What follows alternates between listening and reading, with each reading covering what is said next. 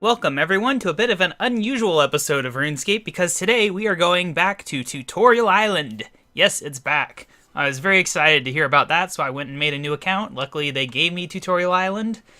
So apparently, this is what Tutorial Island looks like in NXT. Very nice, very cool. Alright, let's go ahead and do this. Greetings, I see you are a new arrival in the world of Gielinor. My job is to welcome all new visitors to this land, so welcome. You have already learned the first thing needed to succeed in this world, talking to other people. Yay, we can do things. To continue, open the door over there. Alright, survival expert. Hello there, newcomer. My name is Brenna. I'm going to teach you about skills you'll need to survive. You have many skills you can train. The more you practice, the better you get. I'll tell you about the woodcutting, fishing, fire making, and cooking skills. Let's start with woodcutting. Chop a tree until you get some logs in your backpack. Good stuff. Nice that they give you the tool belt and everything on here. Much better than the olden days. Alright, very good. Now let's put those logs to use. Light the logs in your backpack to make a fire. Can do.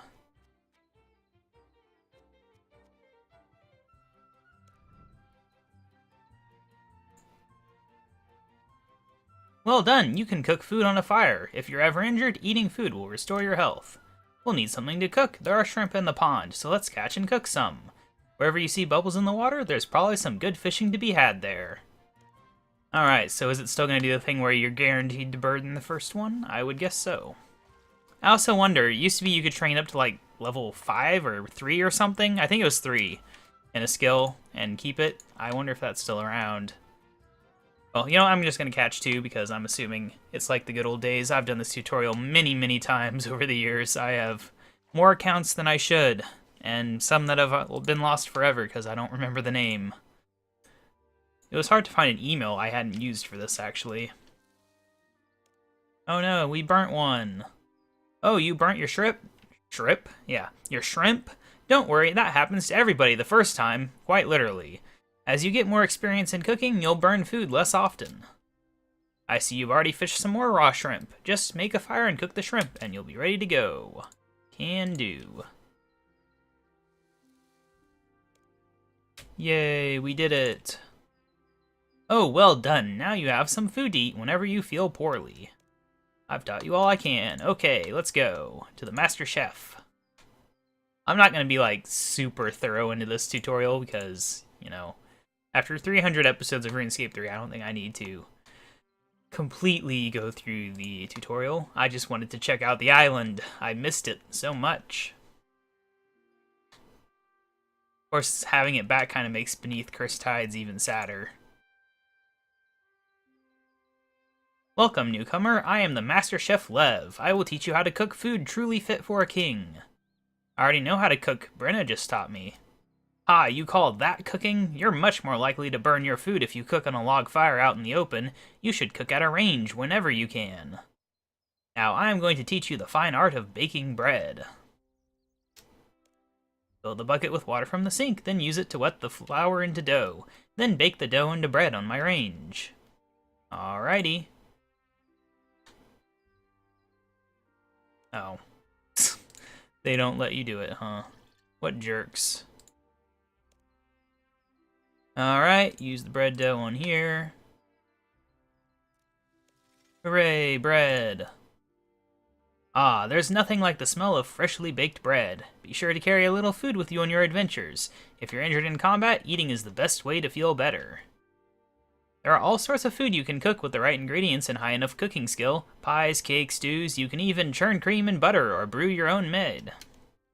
You'll be a master chef before you know it. Now off to the next area with you. Well, considering cooking was my first 99, right? Follow the path. Yes, okay. I think they have tweaked the dialogue a little bit, but there's definitely a lot of similarities here with the original dialogue, which is very nostalgic.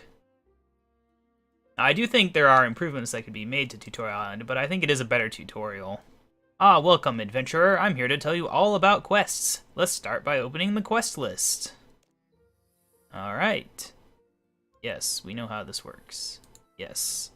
Quests can vary greatly from collecting beads to hunting down dragons. You have to experience the thrill of questing yourself to fully understand. You may find some adventure in the cave under my house. Good stuff. Nice dragon head blocking the ladder there. Ooh, this cave looks quite different. Wow. I don't think there's a cave that looks quite like this in the game, is there? Before now, at least. Greetings, my name is Dezik, and I'm a miner by trade. On either side of me are rocks containing tin and copper ore. Mine one of each. We're going to smelt and smith a melee weapon for you. Got it. I'm going to do them out of order.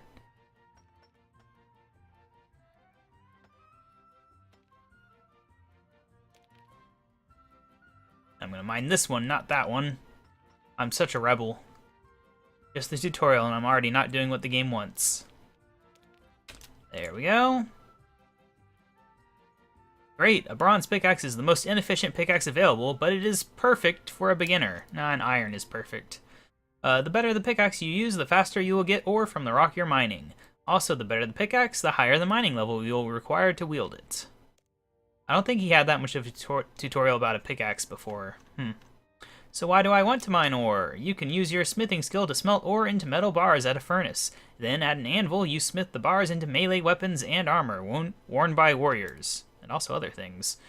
Furnaces are expensive to build and maintain, so there are not that many scattered around the world. I suggest when you find a furnace, you remember its location for future use.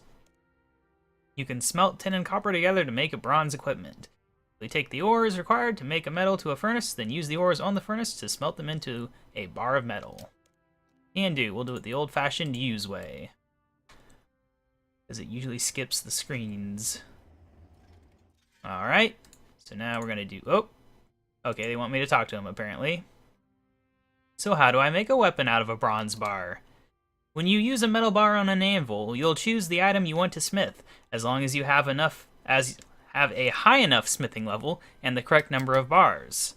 The higher your smithing level, the better quality of metal you can work. You start off on bronze and work your way up as your smithing skill increases. Start by smithing a bronze dagger. Can do. Alright. Excellent. Now that you have a melee weapon, you're ready to learn about combat. And learn we will. I'm so glad they have the old tutorial music. Very much required. Oh, he's just combat instructor now? Hi, my name's Gameplague. To me, you're just another newcomer who thinks they're ready to fight. Oh, there he says. I am Vanica, the greatest swordsman alive. You'll do barely any damage with your bare hands. Let's start by wielding that butter knife you're carrying. Left-click the bronze dagger in your backpack to wield it. Alrighty. Right-click the combat settings cog to set up action bar. Look at that. Crap, but whatever. Now you're ready for combat. Attack a rat. You'll continue to fight each other until it's dead or you do something else. There's no option for me dying. It either dies or I run away. They just got the gate open now.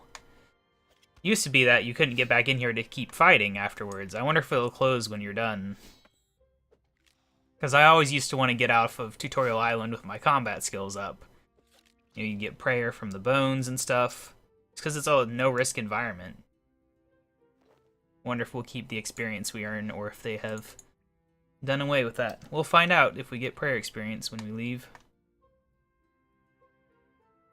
Well done, you've defeated your first monster. You should eat some of your food to heal yourself. I'm at full health.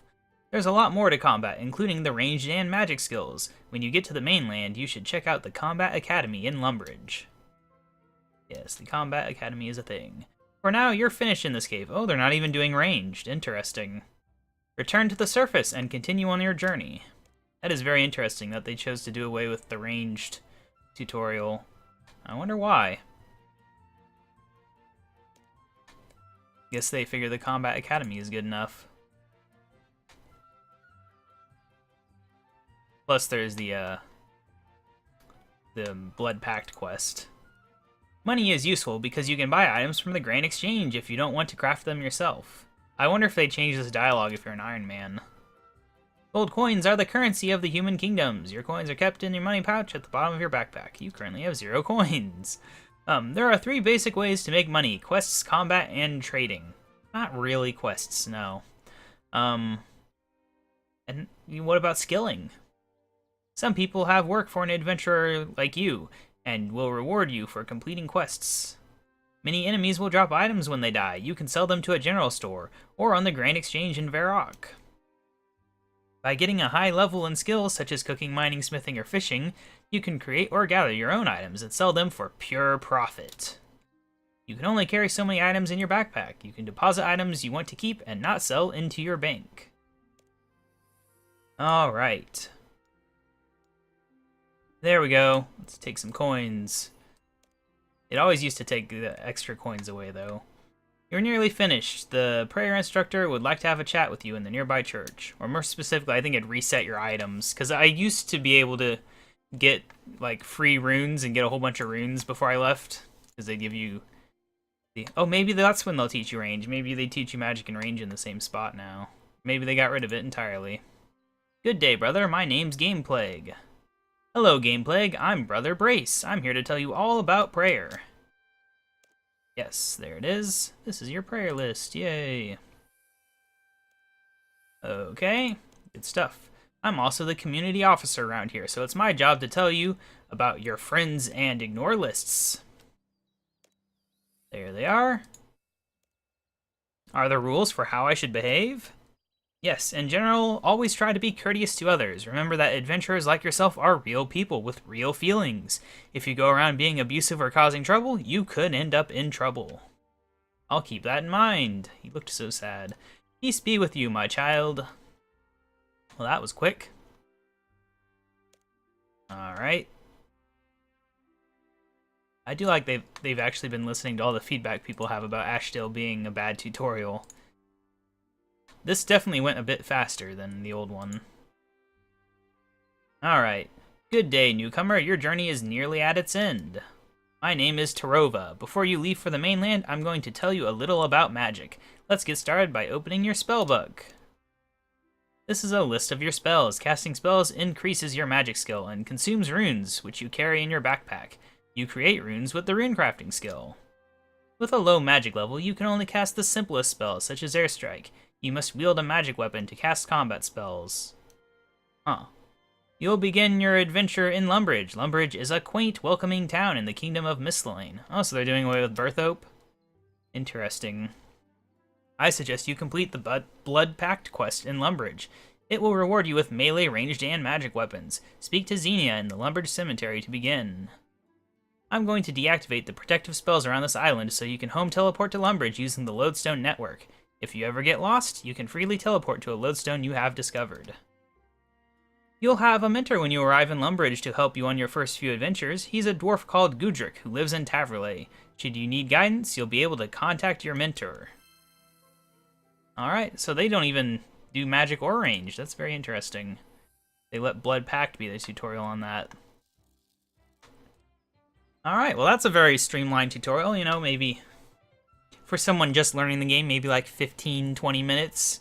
For someone who already knows the game, you could rush through this thing in less than 10, easy. It's very nice, much less annoying than Ashdale ever was. And here we are, out of the tutorial, where we still have the items we had on us, and the XP we had earned. So that is very interesting to note, that you can, once again, come off of Tutorial Island with levels, if you... I do wonder...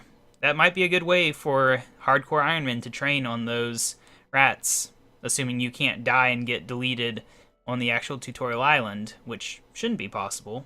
They might stop you. I didn't actually try to fight more than one, so I don't know. It might be impossible, but at the very least know that you can keep the experience you earn.